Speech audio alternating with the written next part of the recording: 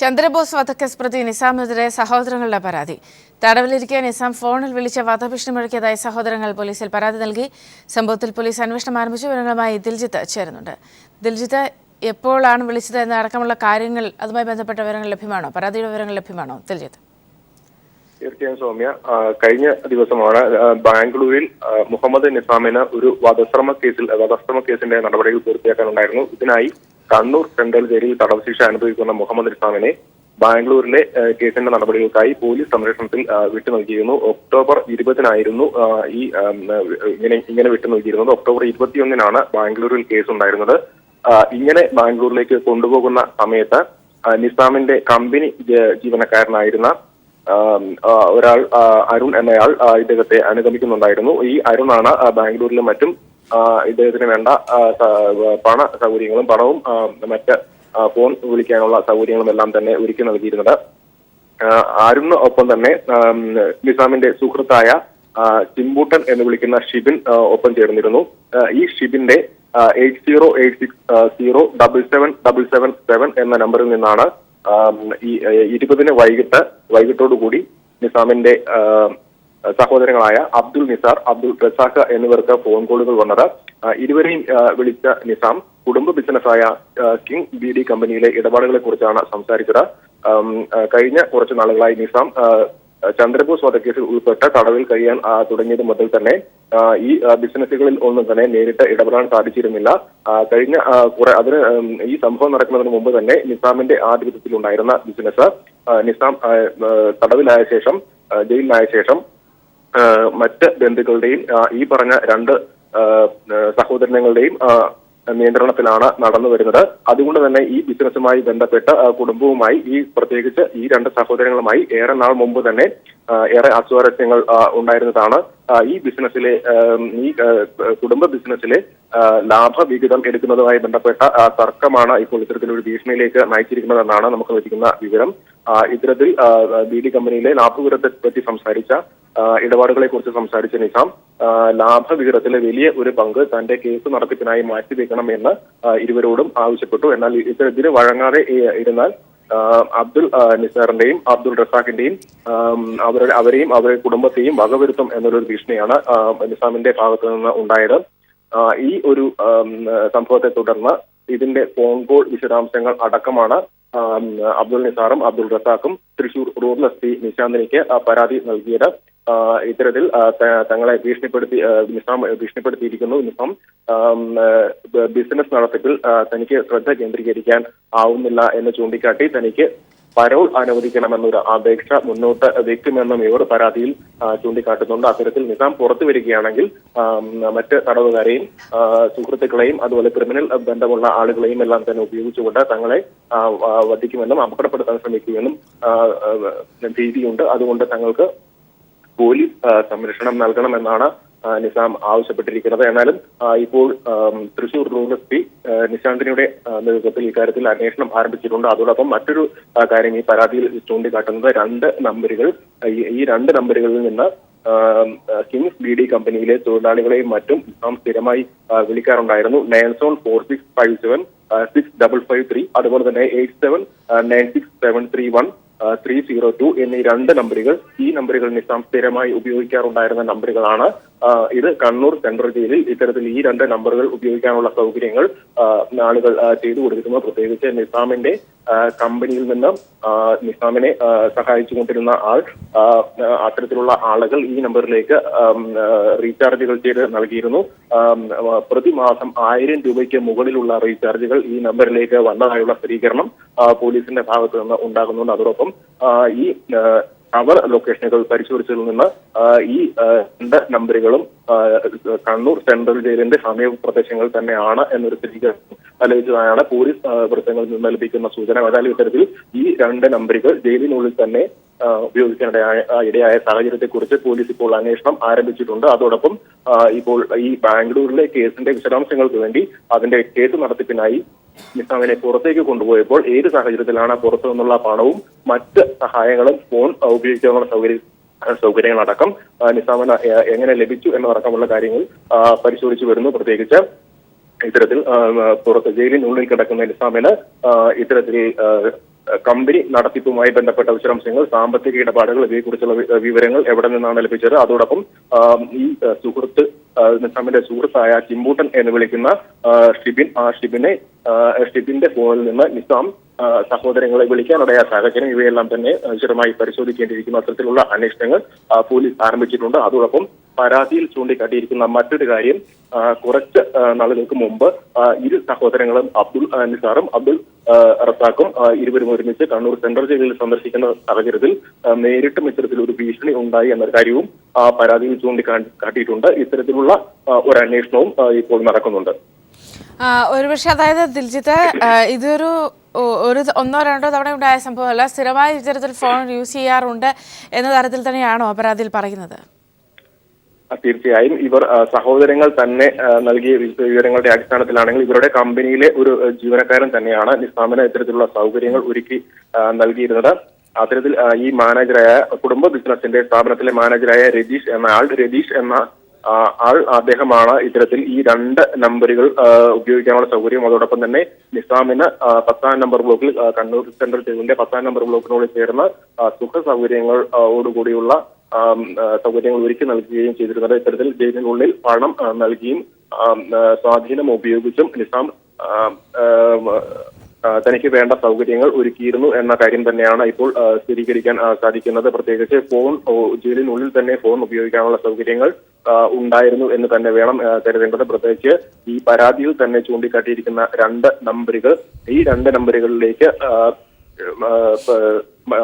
എല്ലാ മാസവും കൃത്യമായി റീചാർജുകൾ ചെയ്തു നൽകുന്നതും ആ നമ്പറുകൾ ഈ പറയുന്ന കാലയളവിൽ നിസാം ജയിലിനുള്ളിൽ കഴിഞ്ഞു എന്ന് പറയുന്ന കാലയളവിൽ കണ്ണൂർ സെൻട്രൽ ജയിൽ പരിസരത്ത് നിന്ന് ഈ ഫോൺ ഉപയോഗിച്ചതായുള്ള വിശദാംശങ്ങളും പോലീസിന് ലഭിച്ചു വരുന്നു. ആ വിവരങ്ങളാണ് ഇപ്പോൾ ശേഖരിച്ചുകൊണ്ടിരിക്കുന്നത്. അതുകൊണ്ട് തന്നെ ഈ പുറത്തേക്ക് കൊണ്ടുപോകുന്നതിന് മുമ്പും ബാംഗ്ലൂരിലേക്ക് കൊണ്ടുപോകുന്നതിന് മുമ്പും ജയിലിനുള്ളിൽ വെച്ച് നിസാമിന് ഇത്തരത്തിലുള്ള മൊബൈൽ ഫോൺ അടക്കമുള്ള സൗകര്യങ്ങൾ ലഭ്യമായിരുന്നു എന്ന് വേണം കരുതേണ്ടത്. അത്തരത്തിലുള്ള വിശദാംശങ്ങളാണ് പോലീസിന് ലഭിച്ചുകൊണ്ടിരിക്കുന്നത്. ആ രീതിയിലുള്ള അന്വേഷണങ്ങൾ, അത്തരത്തിൽ ഏത് തരത്തിലാണ്, ആരാണ് ഇത്തരത്തിൽ വീഴ്ച വരുത്തിയത്, ജയിലിനുള്ളിൽ പ്രത്യേകിച്ച് ഇത്തരത്തിലുള്ള സൗകര്യങ്ങൾ ലഭ്യമാക്കണമെങ്കിൽ ജയിൽ ജീവനക്കാരുടെ അടക്കമുള്ള സഹായങ്ങൾ നിസാമിനെ സഹായിക്കാൻ ശ്രമിച്ചവർക്കും ലഭിച്ചിരിക്കണം. അത്തരത്തിൽ ആരാണ് സഹായിച്ചിരിക്കുക എന്നതടക്കമുള്ള വിവരങ്ങൾ ലഭ്യമാകേണ്ടതുണ്ട്. അതോടൊപ്പം ജയിലിനുള്ളിൽ ഉണ്ടായിരുന്ന ഈ 2 നമ്പറുകൾ, ഈ പരാതിയിൽ ചൂണ്ടിക്കാട്ടിയിരിക്കുന്ന ജയിലിനുള്ളിൽ നിസാം ഉപയോഗിച്ചു എന്ന് സംശയിക്കപ്പെടുന്ന ഈ 2 നമ്പറുകൾ, ഈ 2 നമ്പറുകളിൽ നിന്ന് നിസാം ആരുമായാണ് കൃത്യമായി ബന്ധപ്പെട്ടിട്ടുണ്ടാവുക, അവരുമായി കൈകാര്യം ചെയ്തിട്ടുള്ള ആശയവിനിമയം നടത്തിയിട്ടുള്ള സംഭവങ്ങൾ എന്തൊക്കെ വിവരങ്ങളാകാം കൈമാറ്റം ചെയ്യപ്പെട്ടിട്ടുണ്ടാവുക എന്നതടക്കമുള്ള വിശദാംശങ്ങൾ പരിശോധിക്കേണ്ടിയിരിക്കുന്നു. അത്തരത്തിലുള്ള അന്വേഷണങ്ങൾ ആരംഭിച്ചു വരികയാണ്. ഏതായാലും ഇത്തരത്തിൽ ഒരു പരാതി നിസാമിന്റെ സഹോദരങ്ങളുടെ ഭാഗത്തു നിന്ന് തന്നെ ലഭിച്ച ഒരു സാഹചര്യത്തിലാണ് ഈ 2 നമ്പറുകൾ ഉൾപ്പെടെയുള്ള കാര്യങ്ങൾ ജയിലിനുള്ളിൽ തന്നെ നിസാം ഉപയോഗിച്ചിരുന്നു എന്ന വിശദാംശങ്ങൾ പോലീസിന് ലഭിച്ചത്. തുടർന്നാണ് ഇത്തരത്തിൽ വിശദമായ ഒരു അന്വേഷണത്തിന് തുടക്കം കുറിച്ചിരിക്കുന്നത്. സൗമ്യ, ഒരുപക്ഷെ ദില്ലിത്തെ പരാതി പറയുന്ന കാര്യങ്ങൾ വ്യക്തമാണ് എങ്കിൽ, ശരിയാണ് എങ്കിൽ, പോലീസ് ഉദ്യോഗസ്ഥരുടെ ഭാഗത്തു നിന്നും ജയിലിനുള്ളിൽ നിന്നും അത്തരം വലിയൊരു സഹായം കൂടി ലഭിച്ചിട്ടുണ്ടായില്ല. പ്രത്യേകിച്ച് ഈ പരാതിയിൽ മറ്റു പല കാര്യങ്ങളും പറയുന്നുണ്ട്. പല കാര്യങ്ങൾക്കും പണം ഉപയോഗിച്ചുകൊണ്ട് പല കാര്യങ്ങളും അവിടെ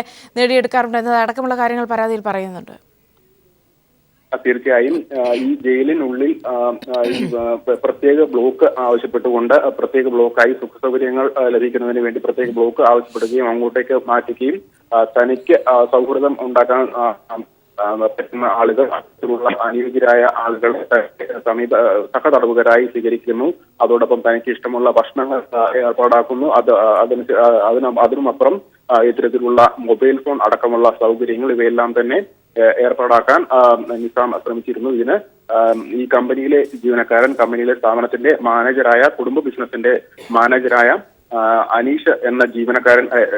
രതീഷ് എന്ന ജീവനക്കാരൻ സഹായിച്ചിരുന്നു എന്നൊരു ആരോപണവും നിസാമിന്റെ സഹോദരങ്ങൾ തന്നെ ചൂണ്ടിക്കാട്ടുന്നുണ്ട്. അപ്പോൾ പ്രത്യേകിച്ച് ഇത്രയും വലിയൊരു ബിസിനസ് സ്ഥാപനത്തിന്റെ ഒരു പങ്കാളി അല്ലെങ്കിൽ അതിന്റെ ഒരു നേതൃസ്ഥാനത്തിരിക്കുന്ന ഒരാൾ കൂടി ഇത്തരത്തിൽ ഇടപെട്ടു എന്ന് സംശയിക്കേണ്ടി വരുമ്പോൾ അത്തരത്തിൽ വലിയ രീതിയിൽ പണം നൽകിയോ അല്ലെങ്കിൽ സ്വാധീനിച്ചോ ഈ കാര്യങ്ങൾ നടത്തിയിരിക്കാമെന്നൊരു സംശയവും അതിലൊരു വിശ്വാസ്യത വർദ്ധിപ്പിക്കുന്നുണ്ട് എന്ന് തന്നെയാണ് നമുക്ക് പോലീസിന്റെ ഭാഗത്തു നിന്ന് ലഭിക്കുന്ന സൂചന.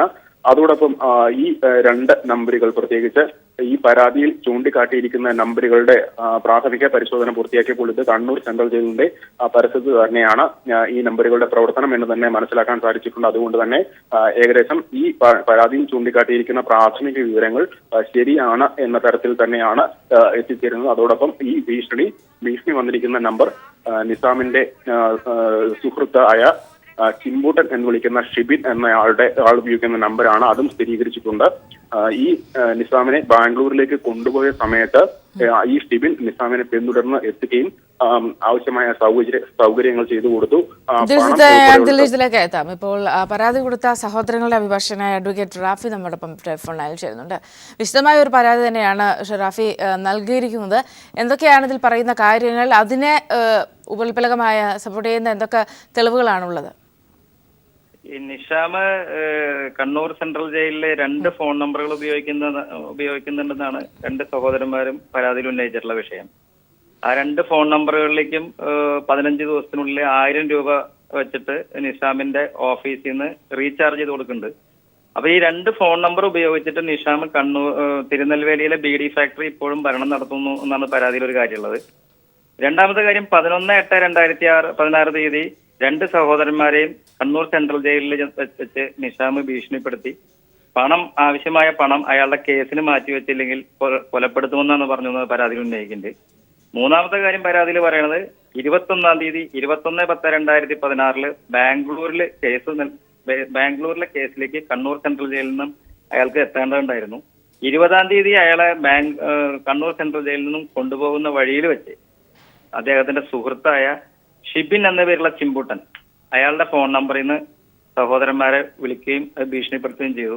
അത് മുഴുവൻ റെക്കോർഡ് ചെയ്തിട്ട് ഇന്നലെ തന്നെ തൃശ്ശൂർ ജില്ലാ റൂറൽ എസ്.പിക്ക് അത് റെക്കോർഡ് ചെയ്ത് കൊടുത്തിട്ടുണ്ട്. ഈ പറയുന്ന ഭീഷണി അടക്കമുള്ള കാര്യങ്ങൾ ആ ഫോൺ സംഭാഷണത്തിലുണ്ട്. ഉണ്ട്. അപ്പൊ ഇന്നലെ തന്നെ 6 മണിക്ക് കൊടുത്തിട്ടുണ്ട്. അതുപോലെ തന്നെ അവര് ഇന്നലെ 6 മണിക്ക് കൊടുത്തിട്ടുള്ളതില് ഇവര് ഈ ബാംഗ്ലൂരിൽ നിന്ന് നിസാമിന്റെ കൂടെയുള്ള 2 പോലീസുകാരും അതുപോലെ തന്നെ അയാളുടെ മാനേജർ രതീഷും മടങ്ങണ വണ്ടിയുടെ ടിക്കറ്റ്, അത് AC കോച്ച് വണ്ടിയാണ്. അതിന്റെ ടിക്കറ്റ് നിസാമിന്റെ ഓഫീസിൽ നിന്ന് എടുത്തിട്ടുള്ളത്. അതിന്റെ ടിക്കറ്റിന്റെ കോപ്പിയും 9 മണിക്ക് മടങ്ങണുള്ളൂ, പക്ഷെ 6 മണിക്ക് തന്നെ അത് തൃശ്ശൂർ ജില്ലാ പോലീസ് ചീഫിന് കൊടുത്തിട്ടുണ്ട്. അപ്പോ ഇവര് മരണഭയമുണ്ട്, അവര് ഹൈക്കോടതിയെ സമീപിക്കുന്ന പറഞ്ഞിട്ടുള്ള പോലീസ് പ്രൊട്ടക്ഷൻ അയാൾ വകവരുത്തുന്നുള്ള സംശയത്തിന്റെ പുറത്താണ് 2 സഹോദരന്മാരും ഇന്നലെ പരാതി കൊടുത്തിട്ടുണ്ട്. ഇതിന്റെ ഒരു പശ്ചാത്തലത്തിൽ പ്രത്യേകിച്ച് സ്ഥിരമായി ഈ നമ്പറുകൾ ഉപയോഗിക്കാറുണ്ട് എന്നതടക്കമുള്ള കാര്യങ്ങളാണ്. പക്ഷേ ഏതെങ്കിലും ഒരു ചാൻസ് കിട്ടി ഫോൺ വിളിച്ച് ഭീഷണിപ്പെടുത്തിയതല്ല എന്ന് തന്നെ വ്യക്തമാണോ? അത് സ്ഥിരമായി ഫോൺ നമ്പർ ഇപ്പൊ ഇവരുടെ സഹോദരന്മാർ കൊടുത്ത പരാതിയിൽ പറയുന്ന 2 നമ്പറുകൾ പറഞ്ഞു. ഇതിൽ സ്ഥിരമായി ഈ നമ്പറുകളിൽ തിരുനെൽവേലിയിലെ ബീഡി ഫാക്ടറിയിലേക്ക് മാനേജർമാരെ ഇയാൾ സ്ഥിരമായി വിളിച്ചിരുന്നു എന്നാണ് ആരോപണം ഉന്നയിച്ചിട്ടുള്ളത്. 2 ഫോൺ നമ്പറുകൾ അതിൽ സ്ഥിരമായി കണ്ണൂർ സെൻട്രൽ ജയിലിലെ 10-ാം ബ്ലോക്കിലാണ് ഉള്ളത്. അവിടെ നിന്ന് സ്ഥിരമായി വിളിക്കുന്നു. കമ്പനിയുടെ കാര്യങ്ങൾ ഇയാൾ ഈ 2 നമ്പറുകൾ ഉപയോഗിച്ച് കമ്പനി ഭരണം നടത്തുന്നതാണ് ആരോപണം ഉന്നയിച്ചിട്ടുള്ളത്. ഇതിലൊരു പശ്ചാത്തലത്തിൽ പ്രത്യേകിച്ച് ജയിലിലടക്കം വലിയ രീതിയിലുള്ള സഹായങ്ങൾ കിട്ടുന്നു എന്നതടക്കമുള്ള കാര്യങ്ങൾ, ഇതിനൊക്കെ സപ്പോർട്ട് ചെയ്യുന്ന കാര്യങ്ങൾ, എന്തൊക്കെ വിവരങ്ങളാണ് പരാതിയിലുള്ളത്? അതിൽ പറയണത്, പരാതിയിൽ ഉന്നയിക്കുന്ന കാര്യം എന്താണെങ്കിൽ പരാതിയിൽ പറയുന്ന വാക്കുതാണ്, കണ്ണൂർ സെൻട്രൽ ജയിലിലെ 10-ാം ബ്ലോക്കിൽ നിഷാം ജയിലിൽ ജീവനക്കാരെ പണം കൊടുത്ത് വരുതിയിലാക്കി സുഖജീവിതം നയിച്ചു വരുന്നുണ്ട് എന്നുള്ള സെന്റൻസ് ആണ് പരാതിയിൽ പറയുന്നത്. അതിന് അയാളുടെ തിരുനെൽവേലിയിലുള്ള ഫാക്ടറിയിൽ നിന്ന് പണം ഉപയോഗിക്കുന്നു എന്നുള്ളതാണ് 2 സഹോദരന്മാർ ഉന്നയിച്ചുള്ള പരാതി. ഇതിന്റെ ഒരു പശ്ചാത്തലത്തിൽ നിലവിലെ ഒരു സാഹചര്യങ്ങൾ എങ്ങനെയാണ്, കേസുമായി ബന്ധപ്പെട്ട സാഹചര്യങ്ങൾ എങ്ങനെയാണ് ഈ ഒരു പരാതിയിൽ? ഇപ്പൊ സഹോദരന്മാരെ ഭീഷണിപ്പെടുത്തിയതിൽ കേസ് രജിസ്റ്റർ ചെയ്ത് അന്വേഷണം നടത്തേണ്ടതുണ്ട്. മാത്രമല്ല പോലീസിൽ ജയിൽ അതോറിറ്റീസ് ചെയ്തത് തികച്ചും നിയമവിരുദ്ധമായ പ്രവൃത്തിയാണ്. ഒരു കൊലപാതക കേസിൽ ശിക്ഷ അനുഭവിക്കുന്ന പ്രതി 2 ഫോൺ നമ്പർ ഉപയോഗിച്ച് അയാളുടെ ഫാക്ടറി ഭരണം നടത്തുന്നു എന്നുള്ളത് തികച്ചും അതിൽ അന്വേഷണം നടത്തി ജയിൽ അതോറിറ്റീസ് അതിന് സൗകര്യം ചെയ്ത് കൊടുത്തവരെ മാതൃകാപരമായി നിയമത്തിന്റെ മുമ്പിൽ കൊണ്ടുവരേണ്ടതാണ്. യെസ്, വളരെയധികം റാഫി ഈ അവസരത്തിൽ ഞങ്ങളോട് പ്രതികരിച്ചതിന്. ഇപ്പോൾ ചന്ദ്രബോസിന്റെ ബന്ധു ശ്രീ ധനേഷ് നമ്മോടൊപ്പം ടെലിഫോൺ ലൈൻ ചേരുന്നുണ്ട്. ശ്രീ ധനേഷ്, അവിടെയാണ് സുപ്രധാനമായ ഒരു വിഷയം. ജയിലിൽ കിടക്കുന്ന പ്രതിയാണ്. ഇയാളാണ് സ്ഥിരമായി സഹോദരങ്ങളെ വിളിച്ച് ഭീഷണിപ്പെടുത്തുന്ന ഒരു ഭാഗത്ത്, മറ്റൊരു ഭാഗത്ത് ഈ കമ്പനിയിലെ തൊഴിലാളികളെ വിളിച്ച് പൂർണ്ണമായും കമ്പനിയുടെ പ്രവർത്തനങ്ങളെ നിയന്ത്രിക്കുന്ന രീതിയിലേക്കൊക്കെ കാര്യങ്ങൾ പോകുന്നത്. ശ്രീ ധനേഷ്, നമ്മൾ അറിഞ്ഞിട്ട് ഒരാഴ്ച മോളായിട്ടുണ്ട് ഈ സംഭവം അറിഞ്ഞിട്ട്. അതിന്റെ അടിസ്ഥാനത്തിൽ നമ്മൾ ഇത് അന്വേഷിച്ചിരുന്ന കമ്മീഷൻ നിശാന്തി മാഡത്തെ പോയി കാണുകയും ആ മാഡത്തിന്റെ അഭിപ്രായം അനുസരിച്ച് ഞങ്ങൾ ജയിൽ സൂപ്രണ്ട്, IG അങ്ങനെയുള്ള ആളുകൾക്കൊക്കെ നമ്മൾ പെറ്റീഷൻ തയ്യാറാക്കിയിട്ടുണ്ട്. അത് നമ്മൾ ഇന്ന് കൊടുക്കാനിരിക്കുന്നുള്ളൂ. അപ്പോഴേക്കാണ് ഈ ന്യൂസ് ആയിട്ട് ഇന്ന് പുറത്തു വരുന്നത്. എന്താ കാരണം വെച്ച് കഴിഞ്ഞാൽ ഞങ്ങൾക്ക് ഇൻഫർമേഷൻ കിട്ടിയത് തമിഴ്നാട്ടിൽ നിന്ന് അവിടുത്തെ ലാൻഡ് നമ്പറിൽ നിന്നാണ് ഒരു വ്യക്തി നമ്മളെ വിളിക്കുന്നത്.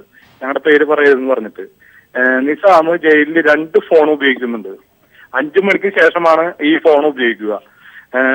ജയിലില് എല്ലാ സൗകര്യങ്ങളും അവിടെയുള്ള പോലീസുകാരും അവിടെയുള്ള ബന്ധപ്പെട്ട ഉദ്യോഗസ്ഥര് നിസാമിന് എന്ത് കാര്യങ്ങൾ ചെയ്തു കൊടുക്കാൻ ഒരു മടിയുമില്ല എന്നുള്ള രീതിയിലാണ് നമ്മളോട് സംസാരിച്ചത്. അത് നിങ്ങൾ അന്വേഷിക്കണം എന്ന് ഞങ്ങളോട് ആവശ്യപ്പെടുകയും അതിന്റെ അടിസ്ഥാനത്തിൽ ഞങ്ങൾ വേണ്ടപ്പെട്ടവർക്ക് അതിന്റെ പെറ്റീഷനും കാര്യങ്ങളൊക്കെ ഞങ്ങൾ തയ്യാറാക്കിയിട്ട് ഇരിക്കുകയാണ്. പക്ഷേ ഇങ്ങനെ ഒരു ആരോപണം വരുമ്പോൾ, അതായത് വിശദമായ ഈ ഫോൺ സംഭാഷണം അടക്കമാണ് ഇപ്പോൾ പരാതിക്കൊപ്പം സമർപ്പിച്ചിരിക്കുന്നത്, കൈമാറിയിട്ടുള്ളത്. ഇവിടെ വലിയ രീതിയിലുള്ളൊരു സഹായം ജയിലിൽ നിന്നൊക്കെ ലഭിക്കുന്നുണ്ട് എന്ന കൃത്യമായ സൂചനകൾ കൂടിയില്ലേ? ഞങ്ങൾക്ക് കിട്ടിയിരുന്നു. ജയിലിൽ നിന്നിട്ട് അവന് വേണ്ട VVIP പരിഗണനയാണ് നിസാമിനാളെ കിട്ടിക്കൊണ്ടിരിക്കുന്നത്. ഇത്രയും ക്രൂരമായി കൊലപാതകം ചെയ്ത ഒരു വ്യക്തിയെ വേണ്ടപ്പെട്ട അധികാരികൾ സംരക്ഷിക്കാന്ന് പറഞ്ഞ ഒരു പാവപ്പെട്ടവന് എന്ത് നീതിയാണ് ലഭിക്കുന്നത്? ഒരു നീതി ലഭിക്കുന്നില്ല. അത് ജയിലിലെ വേണ്ടപ്പെട്ട അധികാരികളെ എത്രയും പെട്ടെന്ന് ഇതിനെ ആക്ഷൻ എടുത്താൽ പറ്റൂ. അവരെ സസ്പെൻഡ് ചെയ്ത് അവർക്കെതിരായിട്ടുള്ള നിയമ നടപടിയായിട്ട് ഞങ്ങൾ മുന്നോട്ട് പോകും. ഒരുപക്ഷെ കേസിൽ ഉടനീളം ഇതൊരു വലിയ പ്രശ്നമായി തന്നെ നിലനിൽക്കുന്നില്ല. കാരണം എവിടെ നിന്നൊക്കെയോ ആദ്യം മുതൽക്ക് അതിന് വലിയൊരു പരാതി ഉണ്ടായിരുന്നു. ചന്ദ്രബോസിനെ എവിടെ നിന്നൊക്കെയോ നിസാം എവിടെയൊക്കെയോ സംരക്ഷിക്കപ്പെടുന്നുണ്ട് എന്ന തരത്തിൽ ഒരുപക്ഷെ അത്തരം ആരോപണങ്ങൾ ഒന്നുകൂടി ശരിവെക്കുന്നതല്ലേ ഇപ്പോൾ നടക്കുന്ന സംഭവങ്ങൾ? തീർച്ചയായിട്ടും ആ ആരോപണങ്ങളൊക്കെ ശരിവെക്കുന്നതാണ്. എന്നിരുന്നാൽ പോലും നമ്മൾ ഇവനെ ഈ വിധി വന്നതിന് ശേഷവും ഞങ്ങൾ ആകെ ഒരു കാര്യം മാത്രമാണ് ആവശ്യപ്പെട്ടിരുന്നത്. ഇവൻ ഒരു കാരണവശാലും ജയിലിൽ ഒരു VIP പരിഗണന പോലും കൊടുക്കരുതെന്നുള്ള രീതിയിൽ നമ്മൾ പ്രത്യേകമായിട്ട് നമ്മൾ ആവശ്യപ്പെട്ടിരുന്നു. അതിന്റെ അടിസ്ഥാനത്തിൽ ഒരു കാര്യവും കേസ് നടന്നുകൊണ്ടിരിക്കുമ്പോൾ തന്നെ നിസാം ജയിലിൽ നിന്ന് വരുവായാലും അവനെ എല്ലാ സൗകര്യങ്ങളും ചെയ്തിട്ടാണ് അവിടുത്തെ പോലീസുകാർ പല പ്രാവശ്യം പിടിക്കപ്പെട്ടുള്ളതാണ്. എന്നിട്ടും അതിൽ നിന്നൊരു പാഠം ഉൾക്കൊള്ളാതെ ഈ അധികാരികൾ ഈ രീതിയിൽ പ്രതികരിക്കാന്ന് വെച്ച് കഴിഞ്ഞിട്ടുണ്ടെങ്കിൽ ഈ കേരള സമൂഹത്തിന് തന്നെ വളരെ മാനക്കേടാണ്. ഈ കേരള സമൂഹത്തിന് തന്നെ മാനക്കേടാണ്. പാവപ്പെട്ടവർക്ക് ഒരു നീതി പോലും ലഭിക്കില്ല. എന്ത് ചെയ്താലും അവരെ സംരക്ഷിക്കപ്പെടുന്ന ഒരു നീതിപീഠം ഉണ്ടെങ്കിൽ അത് തീരെ അവിടെയാണ് ഗൗരവതരമായ ഒരു വിഷയം. ശ്രീ ധനേഷ്, കേരളത്തെ പോലും വളരെ ഞെട്ടിച്ച ഒരു സംഭവമായിരുന്നു ഇത്. ഒരു കൊലക്കേസ് പ്രതി, അതിനും അപ്പുറത്തേക്ക് പലതരത്തിലുള്ള ക്രിമിനൽ ബന്ധങ്ങളും ഉള്ള ഒരു വ്യക്തി, അയാൾ ശിക്ഷ അനുഭവിച്ച് ജയിലിൽ കിടക്കുന്ന കാലയളവിലാണ് ഇത്രയും കാര്യങ്ങൾ സംഭവിക്കുന്നത്. ഒന്ന് മൊബൈൽ ഫോൺ ഉപയോഗം എന്നത് സംബന്ധിച്ച് ഒരുപക്ഷെ അതെങ്ങനെയെങ്കിലും ആരുടെയെങ്കിലും ഒക്കെ സഹായത്തോടുകൂടി ഉണ്ടായതാണ് എങ്കിലും അതിനും അപ്പുറത്തേക്കാണ് കാര്യങ്ങൾ. അയാൾ ഇത്തരത്തിൽ ഒരു കമ്പനിയെ തന്നെ നിയന്ത്രിക്കുന്ന കാര്യങ്ങളിലേക്ക് നീങ്ങുന്നു. തനിക്ക് വലിയ രീതിയിലുള്ള ബന്ധങ്ങളുണ്ട് ജയിലിനുള്ളിൽ, അല്ലെങ്കിൽ വലിയ ക്രിമിനലുകളുമായി ബന്ധങ്ങളുണ്ട്, അവരെ ഉപയോഗപ്പെടുത്തി നിങ്ങളെ കൊലപ്പെടുത്തുമെന്ന തരത്തിൽ അടക്കമുള്ള നിയമലംഘനങ്ങൾ, അതായത് നിലവിൽ ഒരു വലിയ നിയമലംഘനങ്ങൾ നടത്തി ജയിലിൽ കഴിയുന്ന ഒരാളാണ് ആവർത്തിച്ച് ഇത്തരത്തിൽ നിയമങ്ങളെ പോലും അട്ടിമറിച്ച് അല്ലെങ്കിൽ സംവിധാനങ്ങളെ പോലും വെല്ലുവിളിക്കുന്ന രീതിയിലേക്ക് കാര്യങ്ങൾ പോകുന്നത്. ഇത് പൊതുവിൽ ഉള്ള ഈ ഒരു കേസുമായി ബന്ധപ്പെട്ടൊക്കെ ഉള്ള ഒരു വലിയ വിഷയങ്ങളിലൊക്കെ തന്നെ വലിയ ഗൗരവതരമായ രീതിയിൽ പരിഗണിക്കപ്പെടേണ്ടതല്ലേ? തീർച്ചയായിട്ടും പരിഗണിക്കപ്പെടേണ്ടതാണ്. അതിന്റെ അധികാരികൾ കണ്ണു തുറക്കണം, ഇനിയെങ്കിലും കണ്ണു തുറക്കണം. ഇനി ഒരു പ്രതി പോലും, അതായത് ഒരു പാവപ്പെട്ടവന് പോലും ഇങ്ങനെ ക്രൂരമായി പീഡിപ്പിച്ച ഒരു വ്യക്തിയെ പല ആളുകളും വരുന്നുണ്ട്.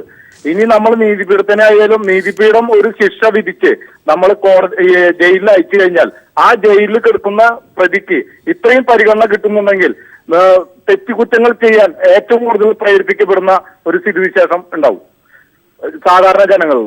എന്ത് ചെയ്താലും എനിക്ക് കുഴപ്പമില്ല, എന്നെ സംരക്ഷിക്കപ്പെടും, എന്നെ സംരക്ഷിക്കാനുള്ള ആളുകളുണ്ട് എന്നുള്ള ഒരു ബോധം ഉണ്ടായി കഴിഞ്ഞിട്ടുണ്ടെങ്കിൽ ഈ കുറ്റവാസന കൂടുന്നല്ലാതെ കുറയില്ല, ഒരിക്കലും കുറയില്ല. ഇത് പൊറുക്കാനാവാത്ത തെറ്റാണ് ജയിലധികൃതർ ചെയ്തിട്ടുള്ളത്. ഇതിന് എന്തായാലും തക്കതായ നടപടി എത്രയും പെട്ടെന്നുണ്ടാവും, അല്ലെങ്കിൽ അതിന്റെ ഭാഗമായിട്ട് ഞങ്ങൾ അതിന്റെ പ്രക്ഷോഭത്തിലേക്ക് ഞങ്ങൾ പോകും. അവിടെയാണ് ശ്രീ ധനേഷ് ഒരുപക്ഷെ ഈ ഒരു പരാതിയിൽ കൃത്യമായി സഹോദരങ്ങൾ പറയുന്നുണ്ട്. അതായത് നമുക്കറിയാം ഈ കമ്പനിയുമായി ബന്ധപ്പെട്ട് അതിന്റെ ലാഭവിഹിതം തന്റെ പണം ലഭിക്കണം, അത് കേസിന് താൻ ഉപയോഗിക്കേണ്ടതാണ് എന്ന തരത്തിലുള്ള ഭീഷണിയുണ്ട്. പണം ആ വിധത്തിൽ എവിടെ നിന്നൊക്കെയോ ലഭിക്കുന്നുണ്ട്. ഈ ഒരു പശ്ചാത്തലത്തിൽ ഇയാൾ പരോളിനും ജാമ്യത്തിനും ഒക്കെ ശ്രമിക്കുന്നുമുണ്ട്.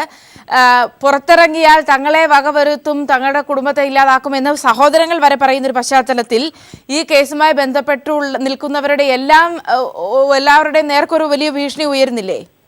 ഭീഷണി എനിക്കും ഭീഷണിയുണ്ട്, എനിക്ക് വളരെയധികം ഭീഷണിയുണ്ട്. എന്താ കാരണം വെച്ച് കഴിഞ്ഞാൽ ഈ കേസിന്റെ ആദ്യ ഘട്ടം മുതൽ ഈ അവസാന നിമിഷം വരെ പോരാടിക്കൊണ്ടിരിക്കുന്ന ഒരു വ്യക്തി എന്ന നിലയ്ക്ക് എനിക്ക് വളരെയധികം ഭീഷണിയുണ്ട്. ഇവൻ പരോളിൽ ഇറങ്ങി നമ്മളെ തീർക്കുന്ന ഈ റോങ് ഇൻഫർമേഷൻ തന്ന ആള് നമ്മളോട് തന്നെ സംസാരിച്ചിട്ടുണ്ട്, വളരെയധികം സൂക്ഷിക്കണം ധനേഷ് എന്നുള്ളത്. അത് നമ്മള് ഇതൊക്കെ നമ്മുടെ പെറ്റീഷനിൽ ആഡ് ചെയ്തിട്ടുണ്ട്, നമ്മൾ കൊടുക്കാനുള്ള പെറ്റീഷനിൽ കംപ്ലീറ്റ് ആഡ് ചെയ്ത് വെച്ചിട്ടുണ്ട്.